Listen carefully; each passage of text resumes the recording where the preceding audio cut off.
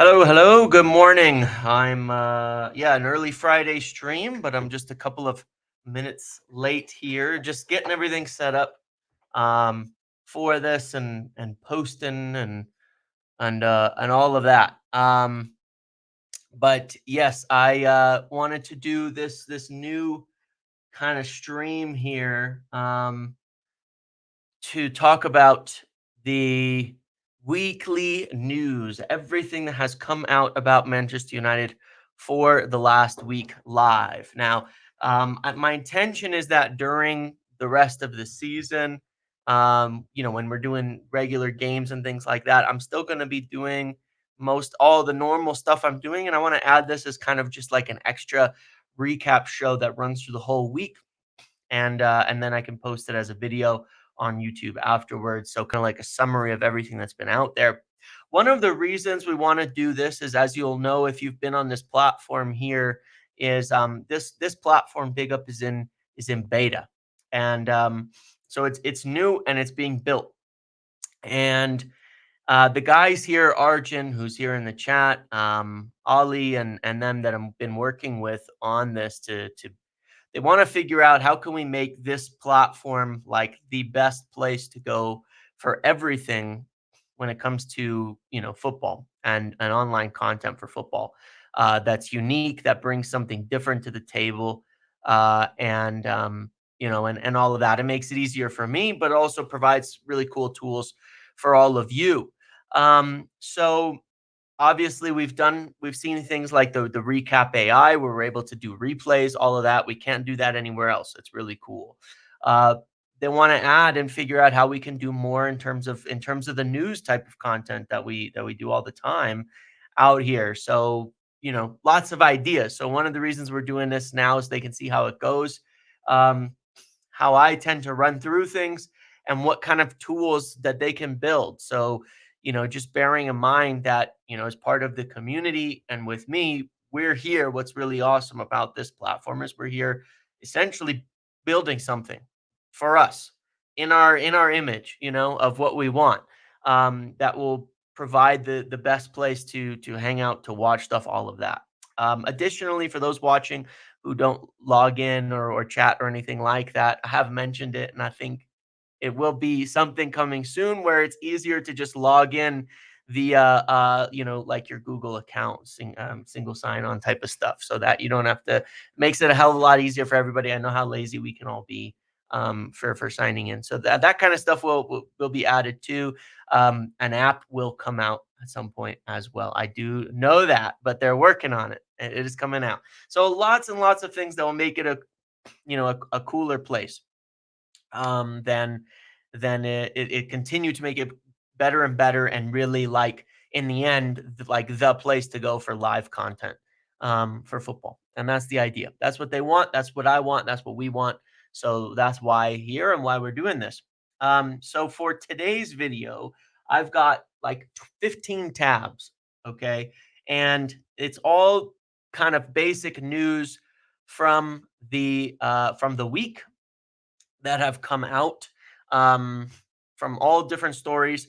And, and what I want to do today in this video is just run through it, look at each one individually, kind of talk through it, um, contextualize it. These are all things that I'm essentially looking at and saying this probably has a little bit of reality to it, a little bit of weight to it. Is something that's worth discussing, and so hopefully it'll be interesting and helpful. It's easy to miss so much of the news that is out there, and it definitely is easy to miss all of that. Please tell me there's a PowerPoint, says someone in the chat. Not for this video, but I do have two more things coming today and tomorrow. One of them will be the Academy video with our good friend at Academy Arena United. We have quite a bit to discuss there when it comes to some of the young players, and then also a midfielder video. And yes, for the midfielder video, there's a PowerPoint. There's a PowerPoint. Yeah, yeah, you'll enjoy it. You'll enjoy it very much. So for now, let's get into it. And again, this is, if you're watching us here live, great. If you're watching us on YouTube, you can always come join these, weekly over at Big Up, and it'll just be it's a good time. And I will be responding to chat if you don't see that, but I'll try to keep it very I'll try to keep it semi-focused, okay? In that respect, I get way too distracted sometimes, but we'll see what we can do today. But yeah, thank you all for being here and good to see you all today. All right, so let's get into here we go. Number one, and I'm gonna start with a difficult story. Let me fix this so that we can see it. There we go. Um, and this part is easier for me than it is on doing it on YouTube and things like that because I can just share a tab and it's all pre-made and all of that. This is about the ticket prices. This came out on Monday this week about the ticket prices going up by around 5%, which is an average of $2.50 or £2.50, I should say. Excuse me, my American language snuck in there per game. But the under 16s price freeze reflects the club's commitment to this and yada yada. A couple other things that have definitely changed in this was I don't know if that was in here, but they're moving some of the people behind the dugout um, to um, other spots so that they can sell those for super expensive prices. I understand that that is 100%. That's what it says right here. There you go. I understand as well that that is definitely a highly contentious point from some people. I mean, some people are going to care. Some people are obviously not. Um, but it's certainly going to cause a bit of upset for people who've been sitting in those seats for a long time. I think the story that came out about is something like at Chelsea, they're selling those seats for 12,000 a seat or something, and so you're talking about potentially millions of dollars from that. And I understand that is not going to make people feel much better, but it is what is being done at other clubs and has been for some time. Um, these are the types of things that I think United probably should have eased into a lot earlier.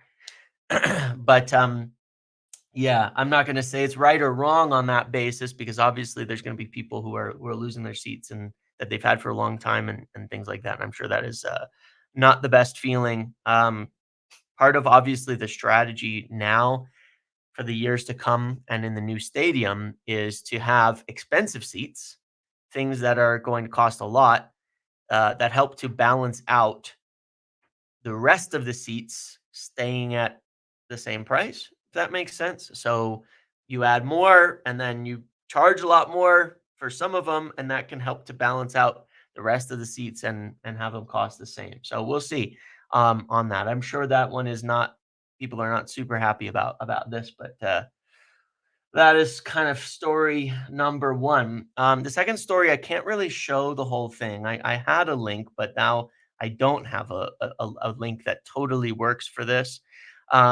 Barcelona, LA Matthews says Barcelona raised millions by selling premium seats in the stadium in advance. Correct.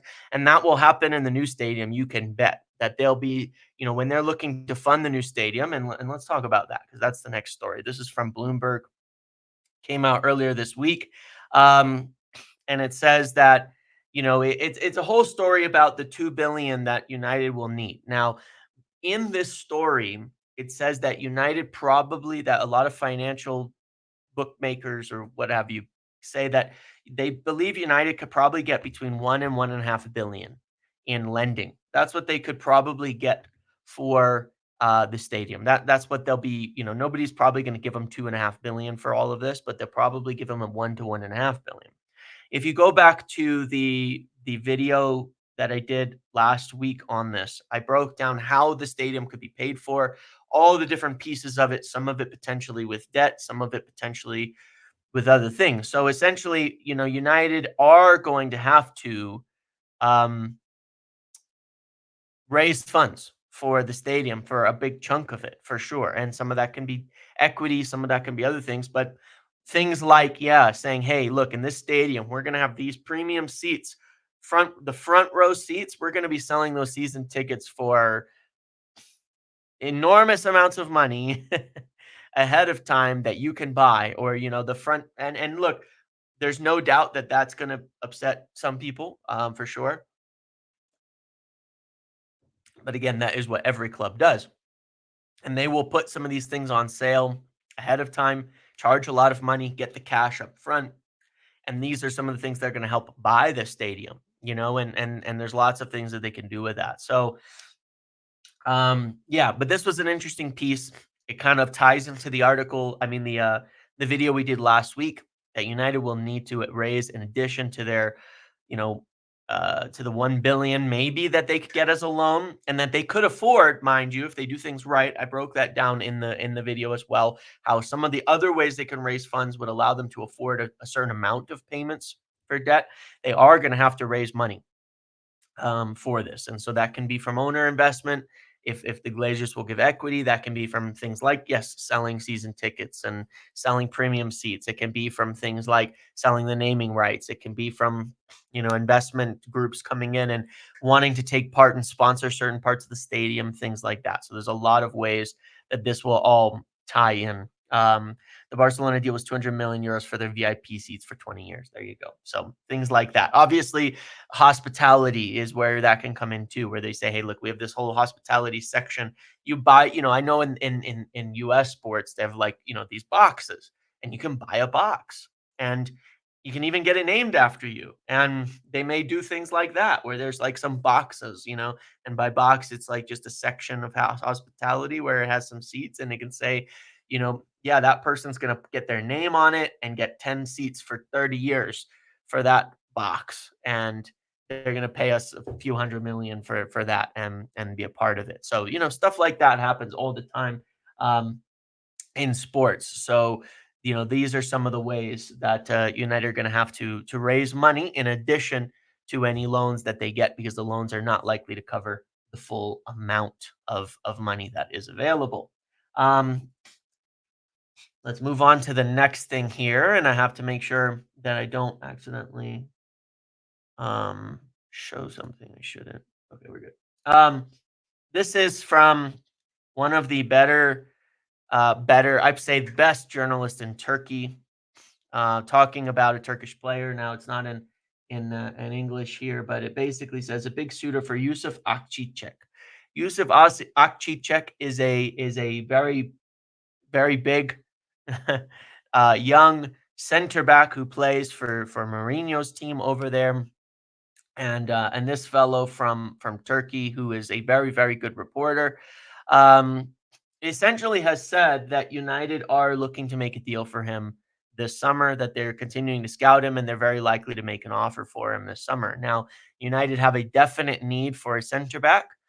Um, and they continue to want to bring in a young center back more than anything, young, big, physical, and this young player looks like a good one for that. They're very excited by the players that they've gotten in, the young players that they've brought in.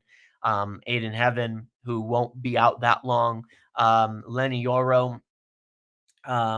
These young good players, and they just need a few more for this back three. And this Yusuf Akçiçek seems like one that is rising in the ranks of our scouting, would be available on a good price.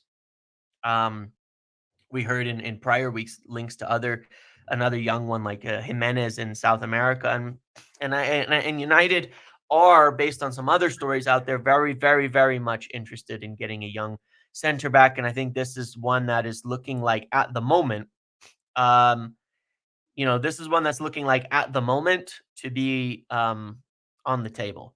One that they could very much be interested in, that they could very much follow. So we're gonna have to keep a close eye on this Check one as we move in towards the summer. But United are lining up all of their deals. So if it's starting to come out a lot from good sources, very direct from Turkey, then I think the odds that there's something in this are fairly high. Another story. Let's see here. And I could share a window. The only reason I'm not sharing a window is because as I scroll through the just this may be for the guys watching to help on building this out. One of the reasons I'm not sharing the window right now is that when I have all these tabs open on Twitter, if I share the window and I switch to another tab, half the time my message is open in the bottom and there's things in there that I just can't put on stream. So, you know, I have to be a little bit careful and go tab by tab. Just FYI. What is this? Here we go. There's the one that I want to share now. I couldn't find the original, and so I'm using aggregators in some of these cases because I couldn't find where the original was. Um, yeah, your DMs, yeah, for LA Matthews is one of them, but no, there's a bunch of other ones in there too, obviously, just for good reason, just for logic's sake, privacy is important. But yeah, I couldn't find the original on these, and when I can't find the original, I'll just use the aggregation. Manchester United met with Spanish agent Javier Garrido in England this week. Now, this is from Mate Moreto, who is a really, really good journalist, tends to have very accurate news. He doesn't represent a lot of players, this agent, and so he mentions Lee Kang-in. Lee Kang-in is a number 10, essentially, I would say, at maybe a half winger 10 at PSG, who United have been interested in the past. Real Betis's Abde. Now, this is who is this? Is this a keeper? I don't remember. Valencia's Javi Guerra. Javi Guerra. Now, I would keep an eye on this one. I haven't actually looked into it. I didn't add Javi Guerra here to my midfield video coming up because I do not honestly know if there you can see scrolling off the top, the LA Matthews gifted 1,000 big bucks. Thank you, my friend. Thank you very much. I did not know whether this is the player we're talking to this agent about, but when you look at him, you know what? Why don't we do this while we're doing this? We can look here at what type of player he is, because obviously United are looking at midfielders. What type of player is Javi Guerra? I don't totally know yet. I have not watched enough of him to see, but this is what he looks like. And we were linked to him before, correct? We have scouted him. I just don't know if we're following up on that interest. He is essentially definitely not a defender. Okay, he's a more progressive, more forward, probably attacking 8 type of midfielder. So if we're looking at one of those, and we are looking at potentially those, then he might be one that's on that list. And so this is just one to keep an eye on. It could be an interesting one for us. There you go again, by the way, Ali. Just like somehow access to these types of tools where I'm just screen sharing, it would be interesting. But yeah, he's an interesting player in that respect. I think he's quite big from what I recall. Something like, what is he? He's Javier Guerra. He is 6'2", probably like your attacking 8 in this system. So that we have. So that is one. Lee King. I don't know if he's gonna. I don't know how to search him on this if I'm getting the name right. But just for curiosity's sake, Lee King is a winger, kind of just an all-round, attacking winger. Who are the other names on here? Jesus Fortea. I don't know if he's going to show up in here. I feel like he's a youth player, but maybe I'm wrong. Yeah. Payne? And then this is a goalkeeper. So we don't really know, to be quite honest. We don't actually know who is the target on here, like, at all. There's a few. There's a few people who we could be interested in here that we have been interested in. Lee Kang-in and Javi Guerra, but we're also looking at keepers this year. And I believe Jesus Fortea is a right back. Maybe. But I mean, so I would say maybe he's the bottom down the list, if I'm not mistaken, because we're probably not looking at a right back. But yeah. So this is an interesting one, though. Obviously, this is the time in March. Why are you seeing the stories? Because this is the time when United start meeting with agents. They start discussing deals for summer, finding out what people's interests are for whether they're open to the move, and taking their big lists of like 10 players and narrowing it down to their 5, narrowing it down to their 3, and then lining those deals up so that they're ready to move on all of those types of targets. So keep that in mind, why this is notable. It's really extremely likely that one of these players is on our list, is like in the final 5 or 3 of a position. That's the interesting part. It could be the keeper. So we don't know. That we don't know. It could be the keeper. It could be the midfielder. It could be the number 10 for an affordable young number 10 who may not be in PSG's plans right now. So keep an eye on that. Then there's a couple of stories here, and these stories have and have not have and have not merit. James has Omar here. I'll put this on so that it can be read while I'm reading it. James says Omar changed the way we create these interest lists versus how we do it, aka Malcolm Glazer wants Pogba back. Yeah, well, that certainly doesn't happen anymore. So think of it like this. Give a brief explanation. Jason Wilcox is the director, and he says this is how we're going to play. Omar Barada works with the owners and everybody on how much money we have and the finances and what's a deal we can do versus can't. So Jason Wilcox through the season is meeting with Ruben Amorim and the academy director to say, what is your assessment of the team? Who are the players who can fit? Who are the players who don't? Who should we sell? Where are you really lacking? And from this, and then he looks at the academy and says, okay, where do we have potentially some solutions here? And all of that. So he looks at that and says, okay, we're going to need these positions. And in these positions, these are the traits that we want them to have for our style. We want to be an athletic, physical team that can play very quickly. Our wide players need to be really super athletic at getting up and down the pitch. Our narrow players need to be good carriers of the ball, figuring out the traits. Then he'll go to Vivel now and say, okay, Vivel, my friend, how are we gonna find these guys? And Vivel will organize the scouts and say, okay, we need people looking in at this. We need people looking at this. We need people looking at this, and using his contacts. And then from that, they make a big list and this starts in like September. Okay. They make a big list. They'll have like 20 players they're looking at in their initial assessments. And then they'll just keep narrowing those down through the years. They say, oh, that player's not good enough. That player's not good enough. Maybe the start of the year, they're looking at 8 positions and some players kick on and they say, you know what? We don't actually need a left 10 anymore. Look at how Xerxes playing. Bruno can play there, all of that. We're good on the left 10, so we really need the right 10. So let's reduce our scouting on the left 10, work on the right. And then in come January, they start contacting all of these people. They make initial contacts. They say, what's the situation? What would the price be? Are they looking to move? What are the wages demands? Okay, that one's out of our range. Okay, that one is not going to move right now. Okay, that one's not going to work.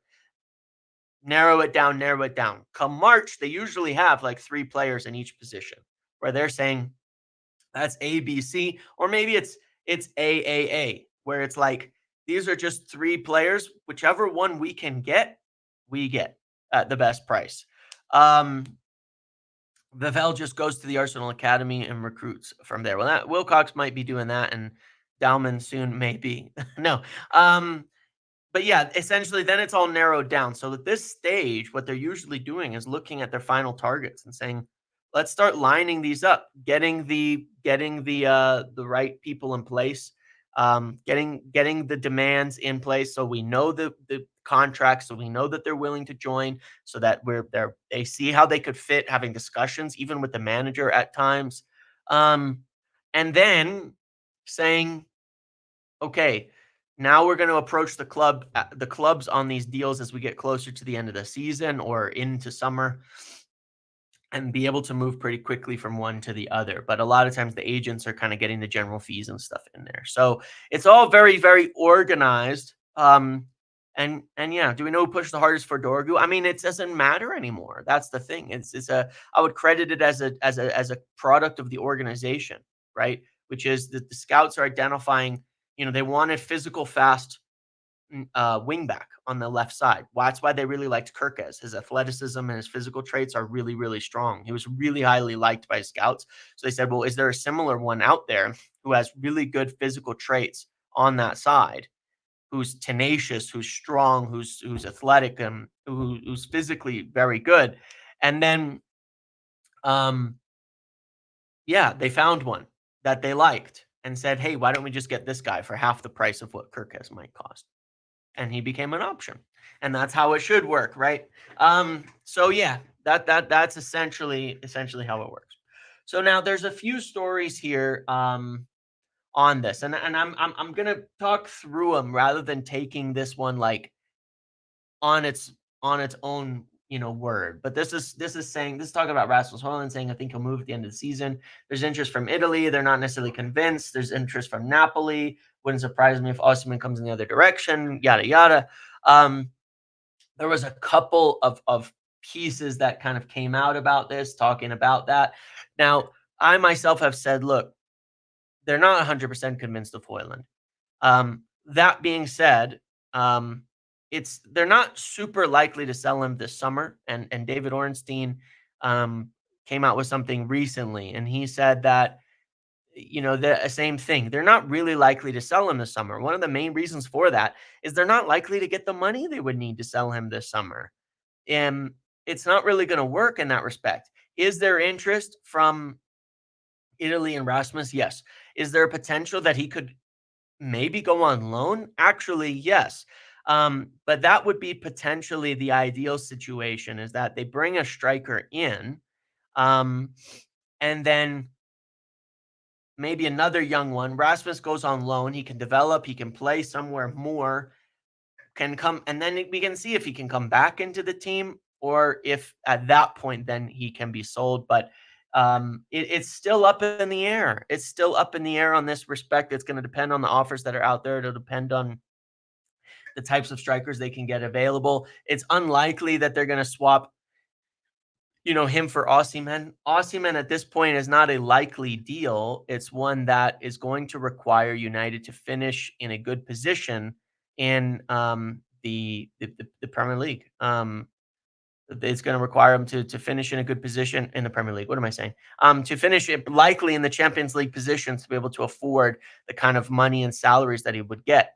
And they're not going to make money. Like, they wouldn't make enough from selling Rasmus to afford Osimhen. They need to make money other places. So I don't think these are two totally tied together. I don't think that this is what is being discussed at the moment. For the rest of the season, they're going to see if they can get Rasmus going. At the same time, they want a striker. And at the same time as that, then it's about what would be a sensible deal for Rasmus if he is ending up leaving at some point here this season, at the end of the season. So we'll see. I don't think it's particularly of note as of yet, of anything to do with that. Here's the next one. This comes from Plettenberg. Now, we got to be a little bit wary because we get linked to an enormous number of names from Plettenberg. Ahead of January, it was like 15, and I know that most of them were not true, but there's a couple of stories here. I couldn't find his other one. He was talking about strikers, and he said there's Osimhen Gyökeres, Benjamin Šeško, and Hugo Ekitike. Now, all of those are actually real links that I had already put in my videos prior to this. They are real links, and there's some other stories on Ekitike that we'll talk about here in a second. But he also says we're keen on Xavi Simons. The problem, Xavi's very expensive, demanding 80 million euros. It ends right there. United are not paying 80 million euros for anybody right now. And certainly not for a young player. They do like Xavi Simons. They've liked Xavi Simons. They looked at getting him on loan previously, but they're not going to pay those types of prices for practically anybody. When it comes to the strikers, they are looking at and watching Ekitike and Benjamin Šeško. But again, same kind of problem you have here. These are both two young players being listed for 80 million. Not likely to be possible for United to spend that kind of money on more young prospects at this point in time. So we'll put that aside. Here's a story from me, and this was talking in a video and such. This was how it was. It was just how it was presented in aggregation. I spoke this week about Bendito Mentato. I said he's extremely high rated by Manchester United. Very much could be in the frame to push forward into the first team before season ends. Now, I spoke about a number of young players as well. And one of the things that I wanted that is totally correct. and following up after United missed out on Kenda, and where Laurie Whitwell said the other day on the Paddock thing that United, in the end, when Chelsea kind of made their offer, were aware of it and could have countered, but decided not to. And a big part of that was because of the loan back, but also they decided to move on to other priorities. Well, one of the reasons they do feel this way is they do feel like they have young players in the ranks that could make it up rather than bending too far on their own principles and overspending and things like that. And and the intention that I got from the conversations I had after United missed out on Kenda was, we're gonna try to use some of what we have in some of these positions to look at how these players can join up moving forward. And instead of like just signing another right wing back or going 10 million, 15 million over to get it, or offering a bigger contract like we would have in the past under Joel and running the show with Woodward and Arnold and all of that, we've said, fine, we'll go spend our money elsewhere on other positions of need, on other profiles and things like that. And we will um as well look to what we have in the academy, because there are players that are really highly rated in the academy. Mantato is one of those. And from a profile perspective, Mantato fits almost exactly what they would want to get out of Kenda. Almost exactly. There's others who are a little bit different, right-footed in Jaden Camason, who is coming along really well. There's others in the 10 position like Jack Fletcher, who will also very likely get a look in at some point. So there's definitely an intention through the rest of the Premier League season, to see about getting a few more players into the first team to see how they can do, and to potentially look at solutions for some of these positions rather than just going and spending money that they may not need to spend. So that is an important aspect. James, am I right in thinking the club see Xerxes as less and less of a striker? Yes, absolutely correct. Absolutely correct. Yep. So there's that. The next one. This is just more kind of confirmation on Ekitike. Comes from the Daily Mail from Wheeler and Salt that they're closely watching him. And there's some story that during this break as well, United are watching Ekitike and someone else as well. Ekitike's been on United's radar for 3 years, literally. We were looking at him when we first signed, we were looking at him. Yeah, maybe it was when we signed Hojlund that summer, but that whole season prior, there was like a deal with Newcastle that fell through or something, and he ended up at PSG. But interesting player. There was concerns about him. I don't think those concerns have been 100% alleviated at this point in time.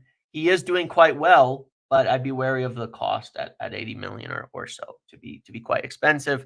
Yeah, more likely they go cheaper on it, but if they are going big, then it'll probably be a more established striker. Uh, then there's this story that there's been a little bit of this kind of popping around, and I've covered Jobe Bellingham in a video that's coming out later. I've talked about Jobe and how he might fit into the team, but there's a story saying that United are lining up a summer move for Jobe, and there's been other stories mentioning this as well in recent times. One to keep an eye on at least. You got to be clear, Jobe Bellingham is not Jude Bellingham. And when I did the midfield breakdown and I looked through like his numbers and stats and what he does and watched a bit of him, I got to tell you, I've made a lot of jokes about Jude Bellingham being like a rich man's McTominay. But Jobe Bellingham might actually be a poor man's McTominay. Those are jokes about Jude. He's obviously a better player. Jobe might actually, but he's very young. He's very young. He's only like 18, Jobe. But he's kind of a poor man's McTominay in my assessment. He's a box arriver with a good shot on him, but super limited in that respect. He's a good player. He has a future in football, but he's got a lot of he's definitely not like Jude at 18. Not even close. Okay. Or at 16. So, you know, temper your expectations just because of the last name. That's what I would say. Then there was this story. This is an interesting one. This is interesting. This just came out, and it says that Manchester United want to sign Borussia Dortmund midfielder Felix Nmecha this summer and are willing to offer 40 million pounds. Now, you may not know this, but I didn't know this. Felix Nmecha was at the City Academy under Wilcox for a long time. So this is a decently sourced story about a player that Wilcox is going to be intimately familiar with in a position where we may look to make a signing. And let me show you what kind of just the general profile of this player. He is not a 10. He is definitely not an attacking midfielder either. He is definitely a 6. A high duel winning, high defensive action, big midfielder, 24 years old, wins a lot of duels, does a lot of defending. He's very much more comparable to, to Ugarte, in terms of what he's going to bring to the table. So I would say you look at him like if Casemiro can leave, and again, I have a whole midfield video breaking this down, what United are looking at in these positions that will be out a bit later. He's basically that. He's basically similar to that. He's a 6. And so if United are looking to add another 6, which they might, but I think Casemiro, depending whether that's this summer or later, then he could certainly be an option that would fit the bill. So, a defensive midfielder, big physical defensive midfielder. So there you have it. That's what he is. There's potential.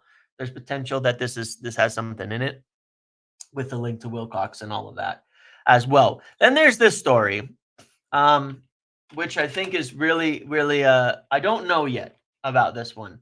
It feels a little bit like bait because it's kind of like, can this really happen?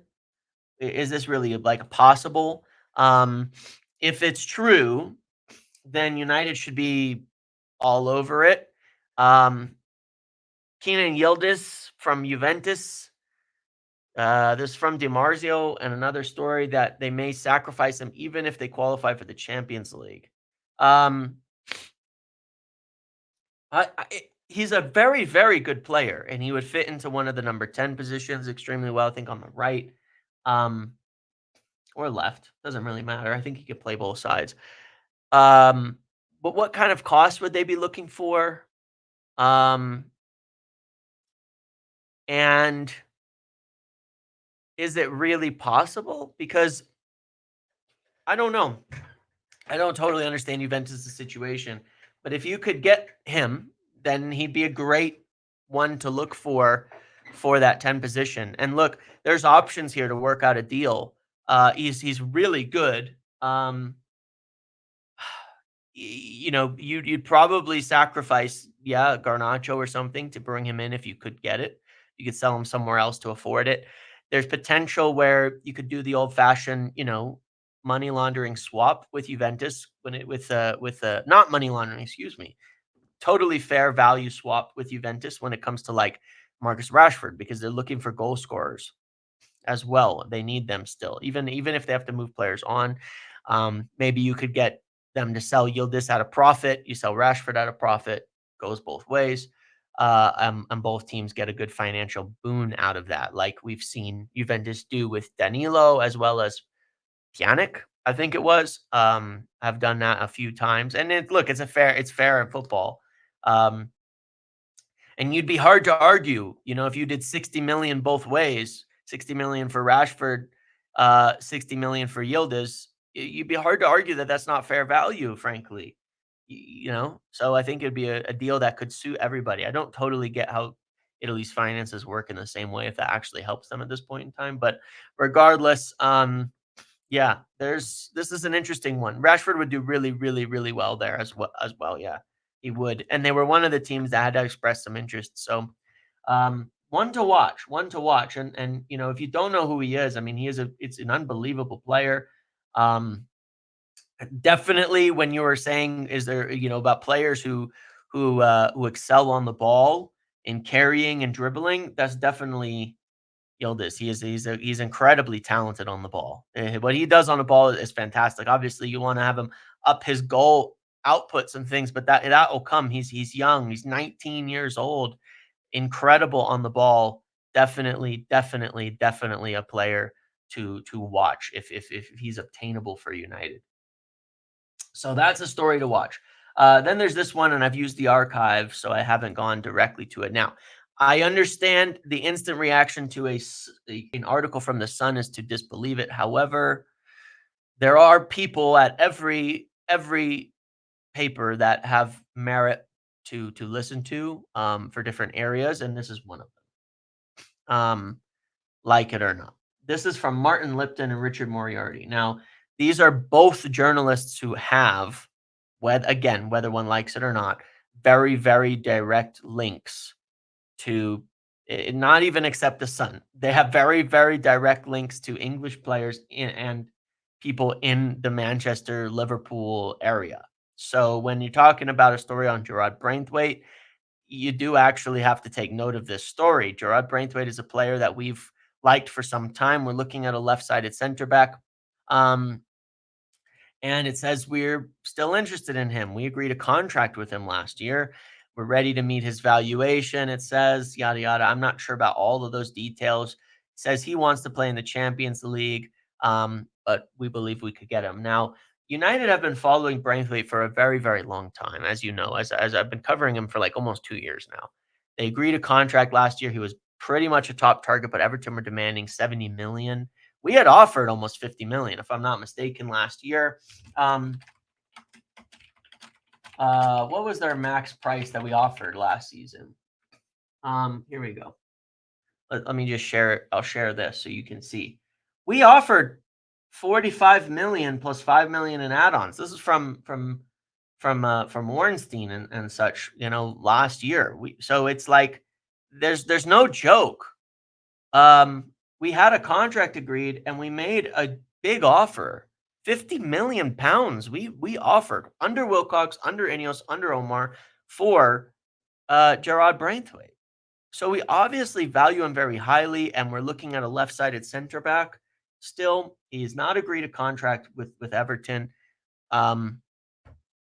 And so if he comes into the frame again, why wouldn't we? He's doing actually very, very well, even better now under Moyes than he was because they're playing a bit more progressive. He's a very good player. And he's having a better season. He's physical. He would fit in there. He's a better passer than we get credit for. Should we pay 50 million? I don't know. But he's improving to what he has before, and he's still quite young. He's, I think, listed as the most two-footed player in the Premier League when it comes to center backs. But I want to show you something too on this. Look at this. Look at how he's improved stylistically, because people were saying, oh, he's shit on the ball. Look at last season from a statistics standpoint. Look at this season, how he's improved on the ball in practically every single metric, right? And some of this is just style because they're playing second half of the season under Moyes a bit more, yeah, I mean, this is Everton's last chance to sell for decent money because he'll be in his final year next season. So this is the last chance to sell for decent money, but he's showing that he can do all this: progressive carries, progressive passes. He's showing he can do more of it, and he's still a very good player in other respects. I would be very keen on this one. We know United are very interested in, so that story has some weight. Are United prepared to pay 45, 50 million for center back this summer without Europe? Probably not. But if they could get him on a lower fee than that, or we get Champions League, I think he'd definitely be a center back in the frame. If you look at like the cheaper ones we could go for if we have to, like Akcicek or Jimenez, you go up a step. Do you compete for Braithwaite? Do you compete for Howson on the center back fronts? It kind of looks like it. So one to definitely keep in mind here for our list of center backs. I'm certainly certainly not writing him off. And yeah, I think that's it in terms of the stories I wanted to cover. Unless I'm missing something that was really worth mentioning from this week, that's the news. That's the stuff that I thought actually had merit that was being reported from this week. And yeah, I'm just looking here to see if I missed anything, but there that's it. That's the story. Um that's what we've got. That so very interesting. Um yeah, I'm just checking if I have anything else. But no, I think that's it. I think that is it. I think those are the main stories that I wanted to cover through the week, ones that I felt had some merit that were worth discussing. Is it possible to get Howsam with CL money? No, I don't think it is. I don't think we can. He's a Spanish player. Madrid want him. I don't think we'll beat him to him. But then I look at if we can get somebody who fits right in the Premier League, uh, for 40 million in Braithwaite, then I would take him 100%, for sure. If we can get into Champions League, there was a mention of Liam Delap again. Was there? I didn't see where. There's some talk of scouting. One story that did come up, and I've missed it, but I'll just mention it here, is Tyler Dibbling. United are looking at Tyler Dibbling still, again, a potential winger, and apparently they are scouting him during the international break. And there was a little story on that I think is accurate as well. Not the only ones, mind you, but that is another one to definitely keep in mind. Okay, let's end it there. We've done it nice and clean, about 50 minutes gone through this. So if you're here on Big Up, thank you for watching. Thank you for hanging out here. It's been nice and simple. And then if you're watching this over on YouTube, again, thank you for watching. You can come watch this live every Friday. I'll do this in addition to the normal lives that we're doing. The Friday ones that I'll do as like a pre-match, I'm still going to do them on YouTube right now. And then this will just be an extra form of kind of content to add. So if you're watching on YouTube, you can feel free to come over and join here. It's free. There's signups easy. There's no ads. There's nothing like that. So you'll get an ad-free experience and all of that. But otherwise, yes, all the normal stuff will be on YouTube. Thank you for watching. Make sure to like, comment, subscribe, turn your notifications on. I'll see you all in the next video. And for everyone here in Big Up, thank you again. See you all later. Enjoy the rest of your day and look for the other things I'll be posting later on. All right.